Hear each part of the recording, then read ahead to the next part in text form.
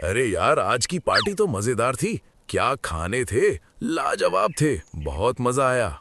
हाँ भाई, तरह तरह के पकवान थे, मजा ही आ गया। भालू ने अपनी शादी में फुल दावत दिए। मैं तो चाहता हूँ उसकी रोज शादी हो, रोज खाने मिले। अरे, रोज शादी हुई तो उसकी नैया पार लग जाएगी। और तभी उसकी नाक में कुछ खुशबू आई। अरे, तूने कुछ गंध महसूस की? बड़ी अजीब सी सड़न वाली बदबू है, मानो कई दिनों से कोई लाश पड़ी हो। नहीं दोस्त, कोई भी गंध नहीं आ रही है। मुझे सर्दी हुई है, शायद इसलिए ऐसा लग रहा होगा। मेरे साथ चल, जरूर कुछ ना कुछ मिलेगा। वो गंध बहुत ही पास से आ रही है। दोनों एक झाड़ी के पास पहुंचे और उन्होंने देखा कि एक बाघ का शरीर पड़ा हुआ है। सिर्फ सिर ही ठीक है, बाकी शरीर किसी जानवर ने खा लिए थे। अरे, ये क्या? भला बाघ जैसे शिकारी का किसने शिकार किया है, और वो भी इतनी बुरी तरह खाया है?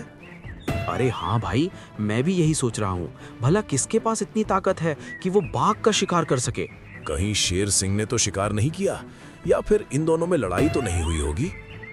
अरे ऐसा नहीं हो सकता। पार्टी में शेर सिंह तो हमारे साथ ही था, वो घायल भी नहीं दिख रहा था, जबकि बाघ और शेर दोनों ताकतवर है। अगर लड़ाई होती तो शेर सिंह जरूर घायल होता। तभी झाड़ियों में एक हलचल हुई। दोनों सहम गए। कौन है? कौन है? तभी एक विशाल परछाई निकली जो दोनों तक पहुंच रही थी। भाग भाई भाग, वरना ये दानव हमें भी खा जाएगा, भाग। दोनों ने दौड़ लगा दी।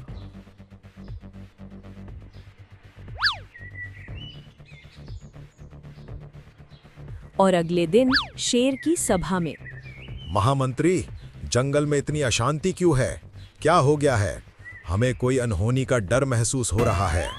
जी महाराज, जानवरों ने खास सभा बुलाई है। उनकी बहुत बड़ी परेशानी सामने आई है। आप कुछ देर रुकिए, सभी प्राणी आते ही होंगे। एक एक करके सभी आ जाते हैं। क्या बात है? आप लोगों ने ये सभा क्यों बुलाई है?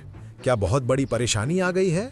जंगल में जानवर गायब हो रहे हैं, कोई सबूत नहीं मिलता, ना ही उस प्राणी के निशान। और कुछ दिनों पहले भेड़िया और सियार ने एक बाघ की लाश देखी थी, जिसे बहुत ही बुरी तरह मारा गया था। जी महाराज, ये सत्य है। मैंने और भेड़िए ने उसे देखा था, और फिर हमने एक विशाल परछाई भी देखी। बहुत ही डरावनी थी, शरीर एकदम विशाल था। अच्छा, तुम्हारा दोस्त कहाँ है?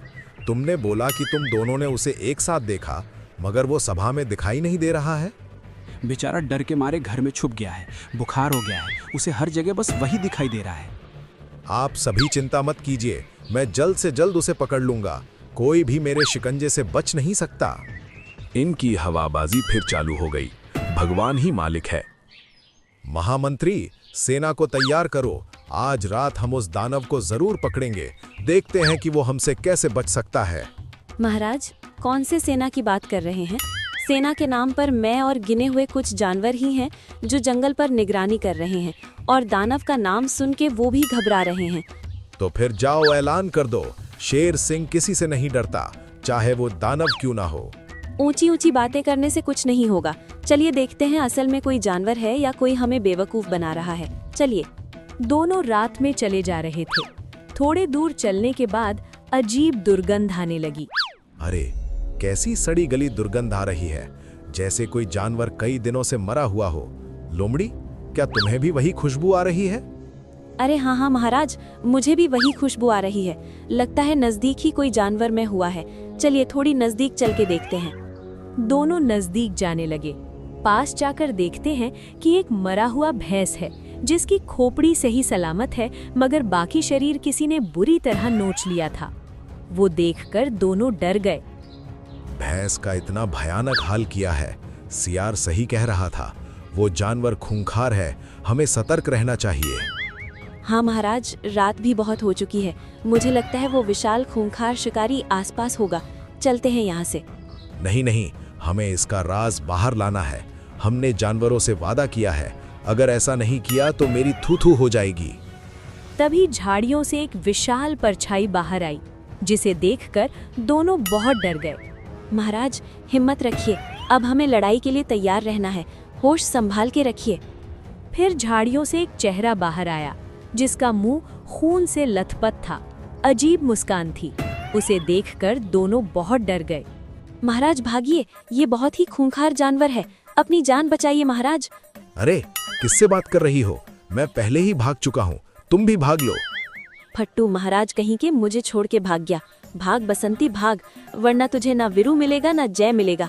जानवरों को अगली सुबह मेरी लाश मिलेगी। दोनों दम लगा के भाग गए, सीधे गुफा में घुस गए। अगले दिन कुछ जानवर गुफा के पास पहुंचे। अरे महाराज कहाँ हैं? आज सभा नहीं ली, हमें जानना है कि उन्होंने उस दानव के बारे में पता लगाया कि नहीं। अरे एक नंबर का फट्टू राजा है, मैंने आज तक इतना कायर राजा नहीं देखा। कल हम इसे पकड़ने गए थे, हमने देखा कि एक खूंखार ऊंट जिसने एक भैंस का शिकार किया था हमारे सामने आ गया, और ये महाराज उससे लड़ने के बजाय दुम उठा के भाग गए और मुझे भी वहीं छोड़ दिया था। किस तरह जान बचा के आई हूँ। अच्छा, इसका मतलब वो एक ऊंट है। लेकिन अजीब बात है, जहाँ तक मैं जानता हूँ एक ऊंट कभी मांस नहीं खाता और ना ही कोई शिकार करता है। तो फिर वो कैसा ऊंट है? ये मांसाहारी ऊंट होगा, क्या पता उसे मांस बहुत पसंद हो।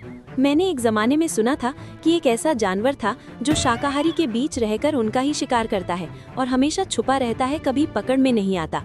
ये तो बहुत बड़ी मुसीबत है, हमें कोई बढ़िया उपाय करना चाहिए ताकि इस दानव को पकड़ा जाए। सभी प्राणियों ने एक प्लान बनाया। उन्होंने एक जाल बनाने की योजना बनाई।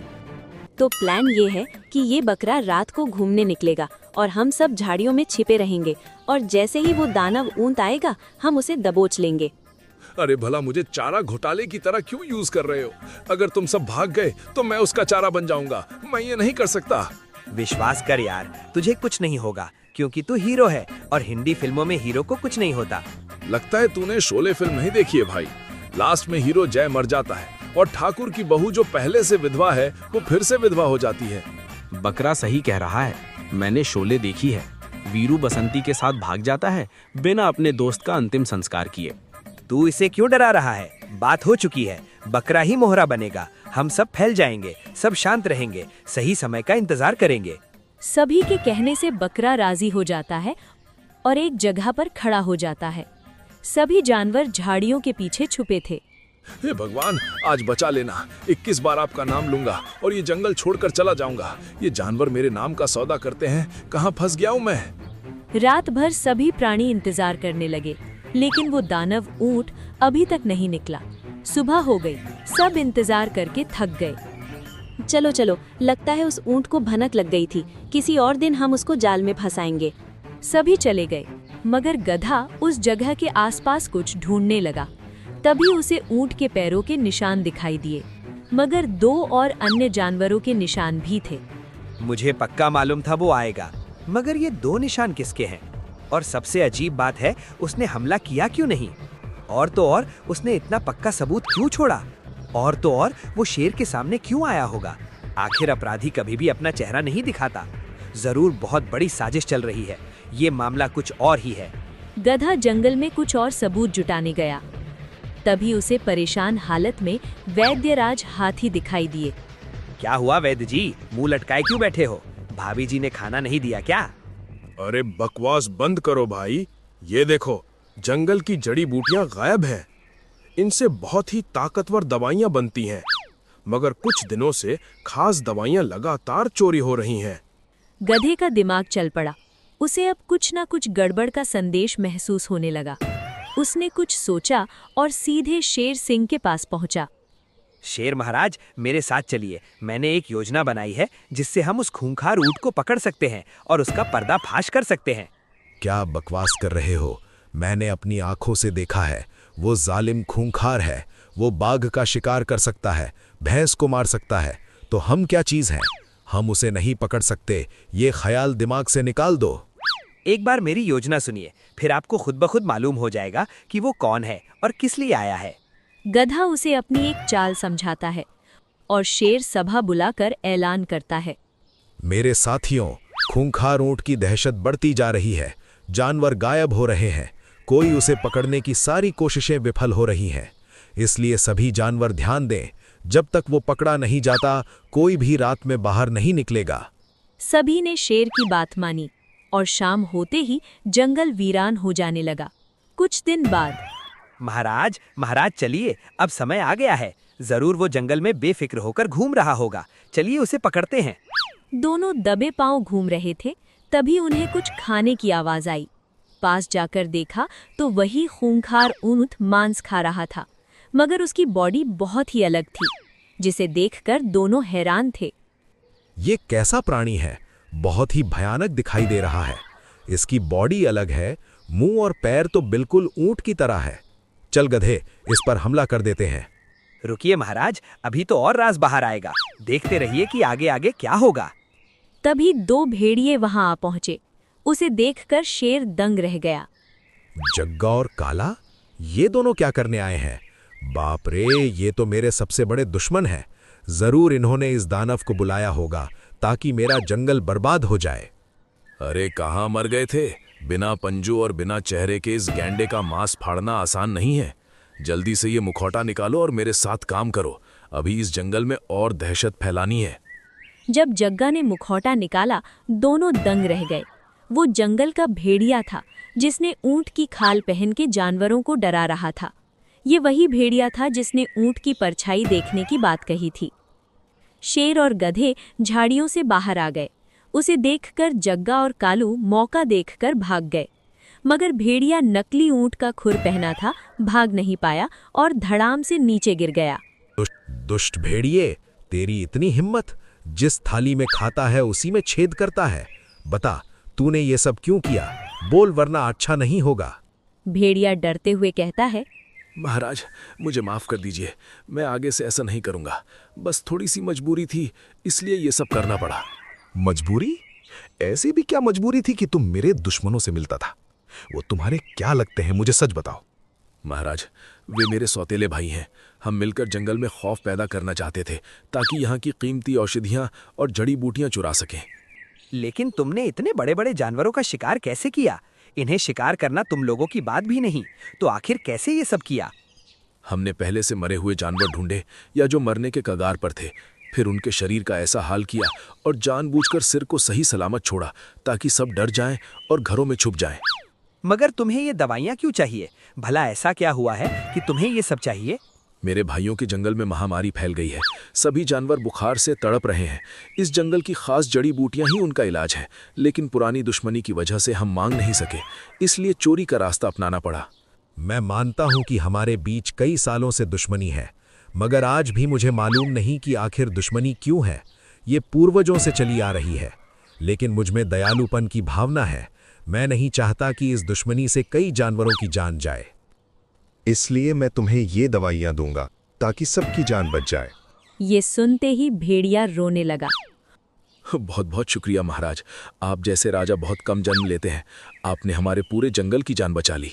और शेर सिंह ने दवाई पहुंचाई, जिससे सभी ने समझा कि शेर सिंह अच्छे राजा हैं। उनकी ये सदियों से चली आ रही दुश्मनी बेकार है। दोस्तों, हमने उस खूंखार ऊंट को हराकर जंगल से बाहर फेंक दिया है। वो एक राक्षस था जिसने दूसरी दुनिया से इस दुनिया में कदम रखा था। महाराज, आप ये क्या कह रहे हैं? आप सच क्यों नहीं बोल रहे हैं? अगर भेड़िए के बारे में बोल दिया तो सब उसे गद्दार कहेंगे, उसका जीना मुश्किल हो जाएगा, जबकि उसने सबका जीवन बचाने के लिए ये सब किया था। गधे को सब समझ आ गया कि जंगल अब एक सही राजा के हाथ में है।